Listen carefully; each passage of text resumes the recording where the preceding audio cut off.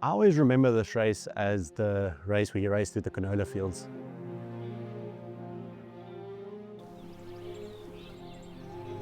It's got a little bit of, not a little bit of, a lot of climbing. But yeah, it's always brutal. This first climb race splits up. Got to hope you're in a good group over the back. You gotta race it to your strengths, and my strengths is climbing, so yeah, you gotta hit it where it hurts the most. And it's just a beautiful, beautiful ride. Like, even when you're so deep in the hurt box, you can really enjoy it.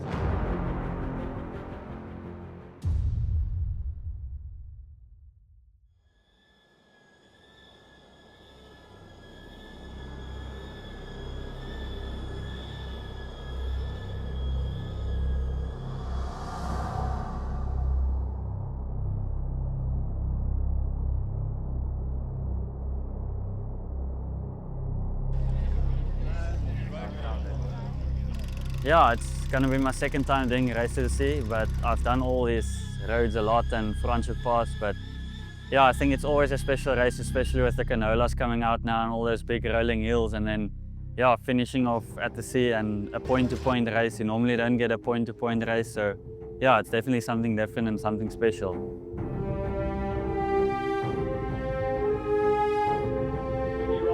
Same race can assist you at water point 3, of course, in 66 Ks. Assistance allowed there. No earphones or music devices. Yeah, being South African and African continental champion is very cool. I'm now wearing the African jersey. I was in the SA jersey, but yeah, it's cool to have the African jersey with a touch of SA to represent both. Franschhoek in the Western Cape. It's the place to be on a beautiful Cape spring morning. It's the start of the 2025 King Price Race to the Sea. And there's a record field on the start line here for this 100-miler as they track the gravel roads through the Overberg to Benguela Cove. The elite men's and women's fields are stacked. The racing is going to be red hot. We could crown new champions here today. We can't wait to watch it.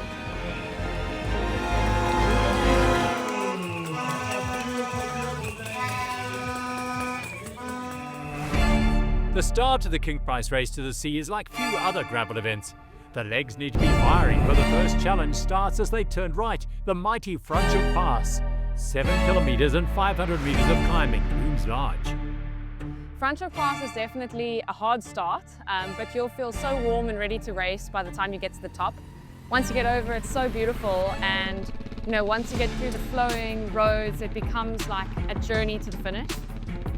Franschhoek so early on, it can definitely change the race towards the end. I mean, if you spend too many pins on Franschhoek, you're gonna pay for it towards the end of the race, which can probably be a decider if you look at it like that. But there's such a long race afterwards, a long downhill, long flat roads on the tar section to recover, and yeah, everything that normally breaks away, obviously not when Matt's here, but does come back.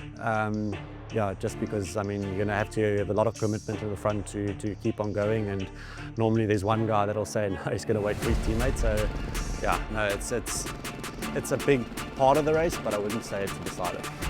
Yeah, it's super tricky to pace this race because if you go too easy up the climb, you lose the front group and then you won't get back to the front group again on the fast sections afterwards. But then, yeah, if you go too hard, you throw a couple matches down the drain and then you don't have them in the end, and that's something I've always battled with in this race.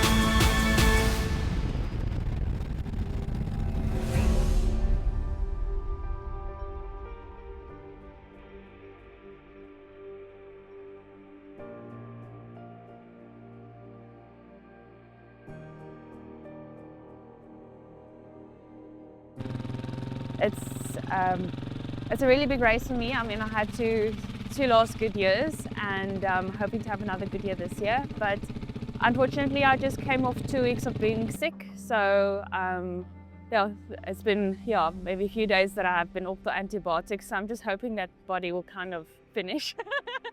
I might be able to pull a rabbit out of the hat. As they say, fresh is fast, but my preparation for this race has unfortunately not been ideal, especially compared to the previous 2 years. So I'm just hoping for a good day out.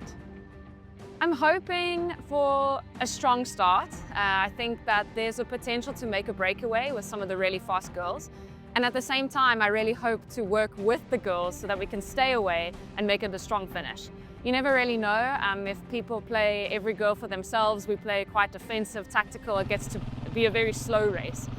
But you know, I think there's a lot of experience on the start line this year. So if we just get ourselves together, we can move quickly and we can make it like a sprint finish. Why not?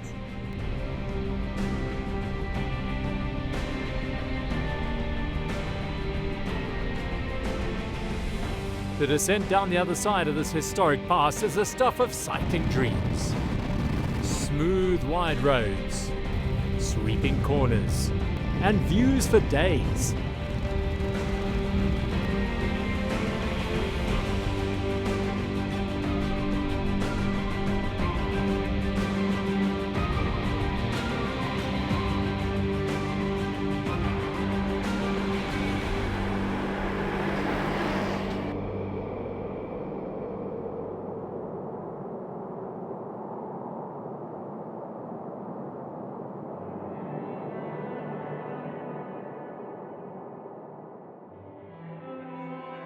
Very excited. It's our first time doing it, so yeah, excited to tackle the day. Although I think we came in the minority here. There's a lot of gravel bikes.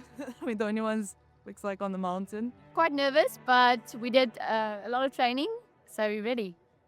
We broke it up in 3 phases, and we're gonna go very chill in the beginning. We did a recce. Yeah, it looks like one of the best routes you can do, so I think I'm going to enjoy it.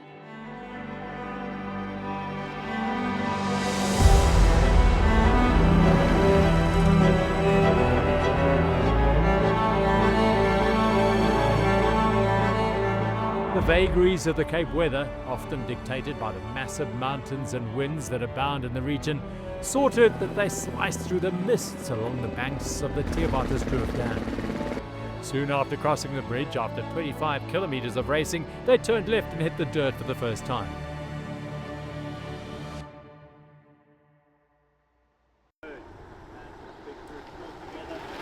After the climb, it's basically no man's land. It's always it's a course that's a bit different. It's got a bit of everything. It's always kind of wet in a way, because there's normally rainfall this time of the year, so it's not super muddy, but there's always a bit of water. The first time I did it, actually, I had quite good legs. Went over the climb with Matt and Mark. But yeah, just got a punch, and it was really devastating for me. I think it was the first SA Champs.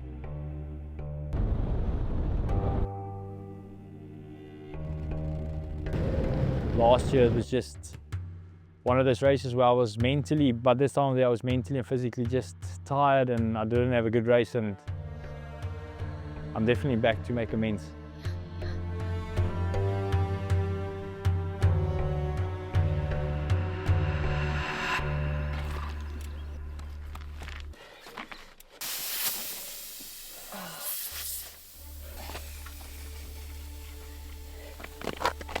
He really got up the road, stayed there for a long time. He was alone at the front. There's a climb along the canola fields up towards that tower. Yeah, I knew it was going to get hard up there, so we got a gap up there, and then down the descent. I hit it quite hard, but I saw the guys didn't see it. I thought maybe it'll hold, but as we got to the bottom, I saw, okay, now I'm on the rim, and yeah, I had to stop. Don't know, I just hit the rock so hard with this gravel bike.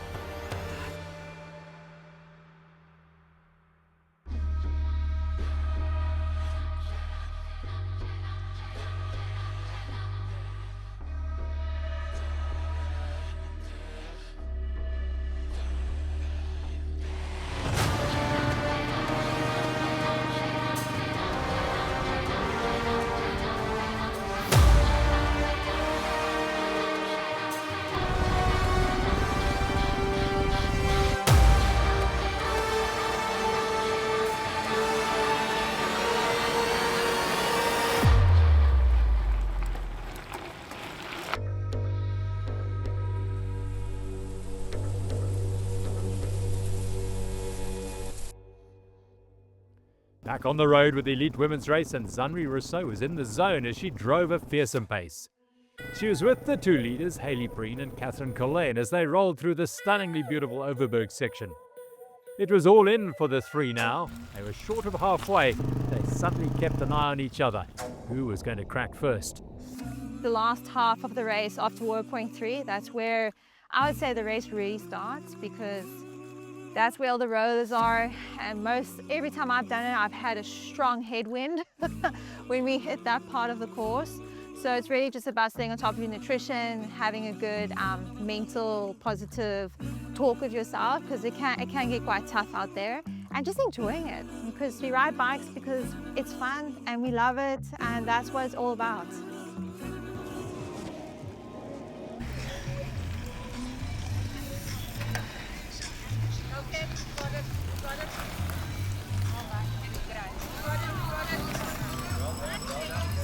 Well, here we are, Wolverkraal, the halfway point of the 100 miler, also the start of the 50 miler. Perfect conditions today for gravel bike riding. Nice and warm and cool and no wind to speak of.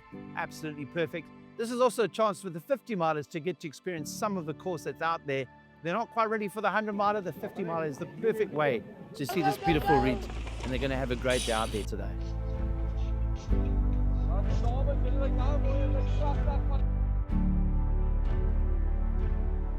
With its spring slot on the calendar, the King Price Race to the Sea takes full advantage of the post-rain roads.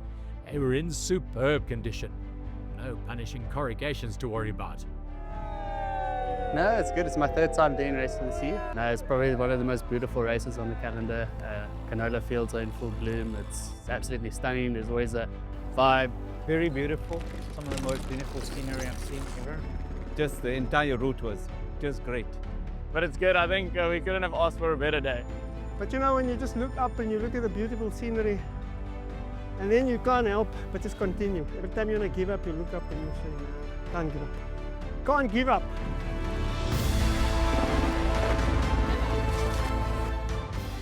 You know, the fun of riding your bike on dirt roads, serviced with some pretty good food from the lottery. I just think it fits in.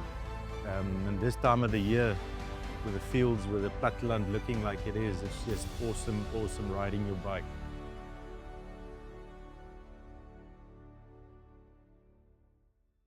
Definitely a challenge, but yeah, stunning. It's the landscape here is, we're really blessed, so can't complain.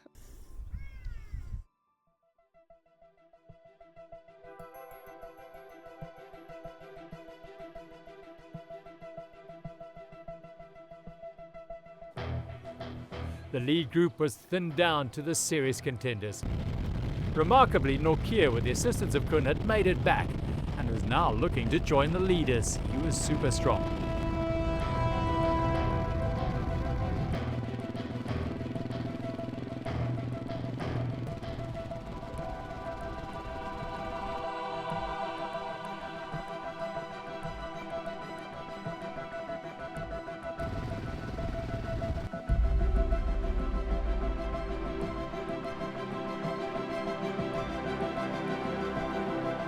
I was trying to keep the pace high when Tristan went. I mean, Tristan wasn't working in the last, 50, 60 Ks. So yeah, he caught us there with a little bit of a sneaky one as well. And but luckily, Stedman did a good job. It was a really hard, long day on the bike, and then from about 15 Ks ago, it really started to get hard up that steep climb. But yeah, Tristan and I got away there and just did some rolls together. Yeah, that chasing in the middle took a lot out of me, so I played a little bit there at the end, but yeah, I knew there was this last two big climbs at the end, so I knew I wanted to go on that tar road one, but then I saw again it was headwind again, so I'm not going to be able to do 25 Ks headwind on my own, so I just waited for this last gravel kicker and I went. Into Benguela Cove and the finish, and crucially, Stedman held the lead into the dam wall section, and he was able to keep it all the way to the finish to claim a hugely impressive victory at the 2025 King Price Race to the Sea, seconds ahead of Tristan Nortje.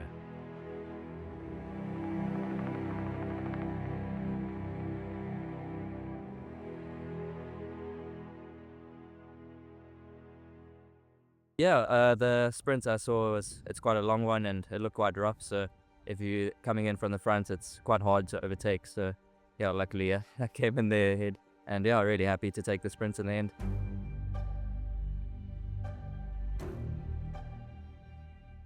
I wanted to ride it like Matt did in the previous years because I knew, yeah, if a good group gets over together and we work well together over the top, it would be good. That whole climb was headwind, so I knew there was a lot of slip in the back. But yeah, I just kept on going and knew that the guys' legs would maybe pop at the end. But yeah, we got over with I think like 4 guys worked together. But yeah, the whole day was headwind, so the second group came back to us just after Theewaterskloof. So yeah, then it was quite negative, and Luet also helped me with my flat tires. So yeah, big kudos to Luet, and really I wouldn't be able to be there without them.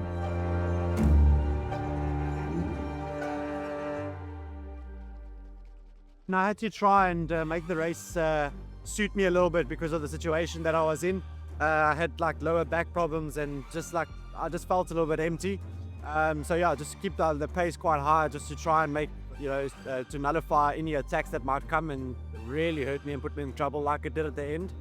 But yeah, at the end of the day, Travis and Tristan rode a really good race, and yeah, it was an average day out.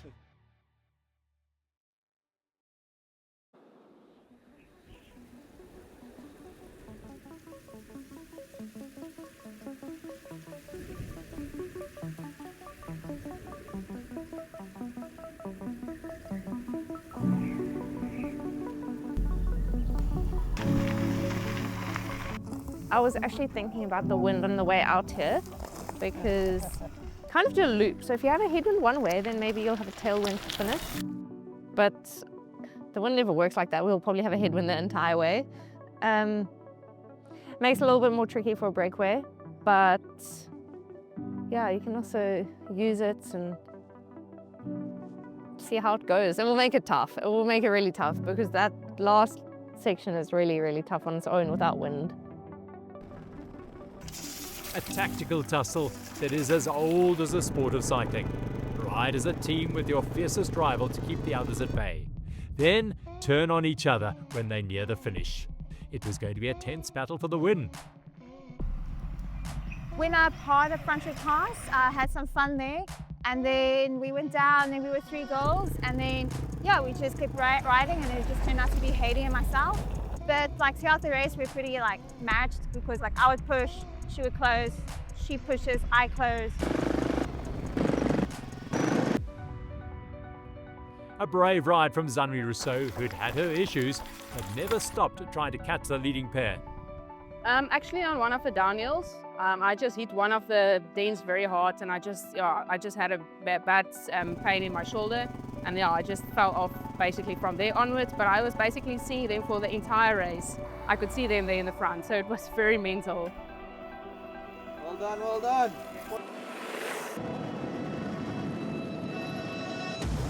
Ever the competitor, former top-class rower Sarah Hill continued on her solo sojourn in 4th place, looking up the road when it allowed to see if she could make out the shape of Zanwi Rousseau drawing closer.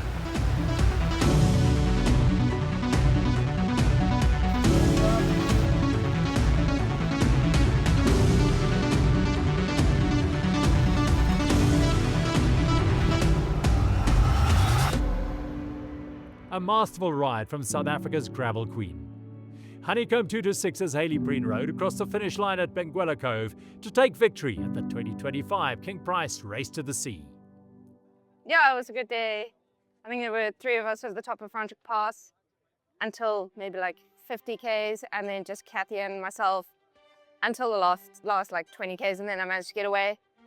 And then solo to the finish, but it was a good day. Beautiful, beautiful day. I would say the training's been going really well, and yeah, I'm just grateful to be able to ride my bike and enjoy it and be healthy, and to have amazing sponsors that I can get to these races where without them I wouldn't be able to race my bike. Oh, it was good, but it was hard. It was a super, super nice race. The last bit of the race is much better than last year, but very well organized, and then the route markers was great, so 10 out of 10.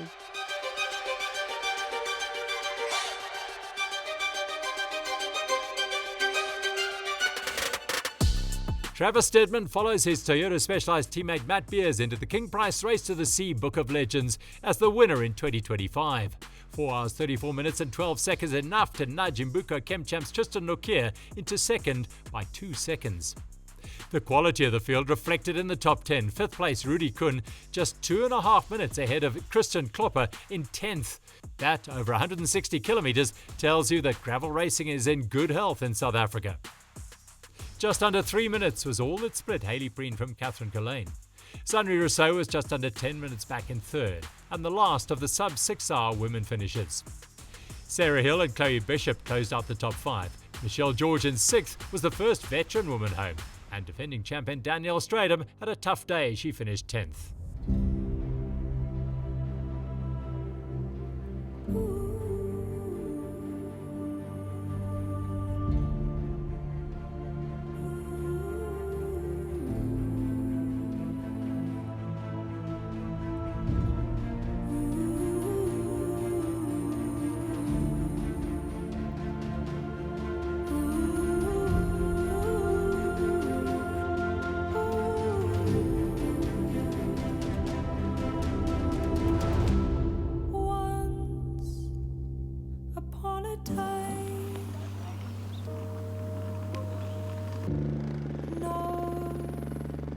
So long ago,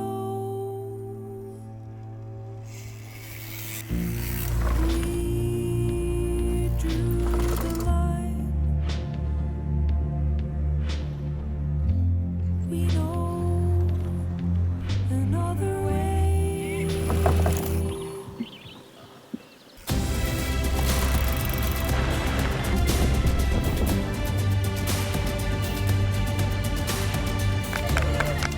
It is ideal. Everyone knows that King Price is not only an insurance business.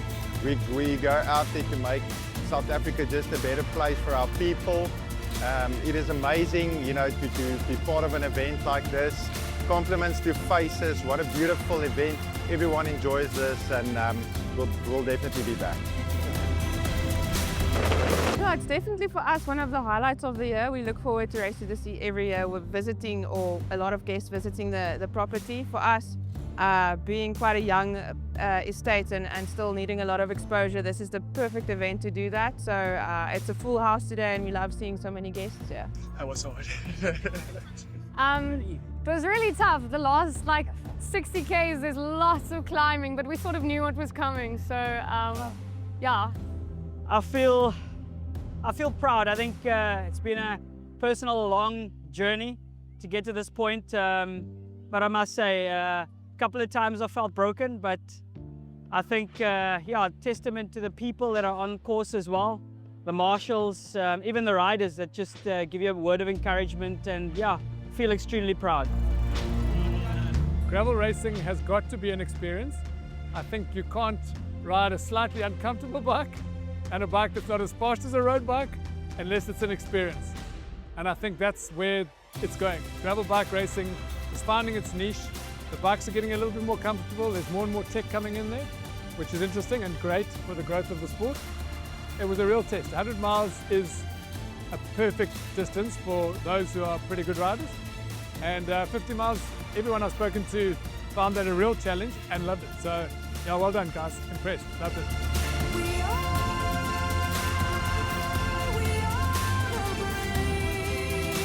Couple more riders coming into the finish of the 2025 King Price Race to the Sea here at spectacular Benguela Cove.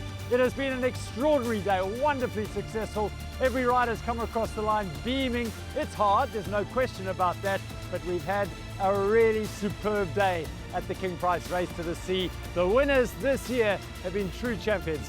Travis Stedman and Hayley Preen are the champions for 2025. Enjoy it, our champions for 2025 in the King Price Race to the Sea. Once upon a time, not so long ago.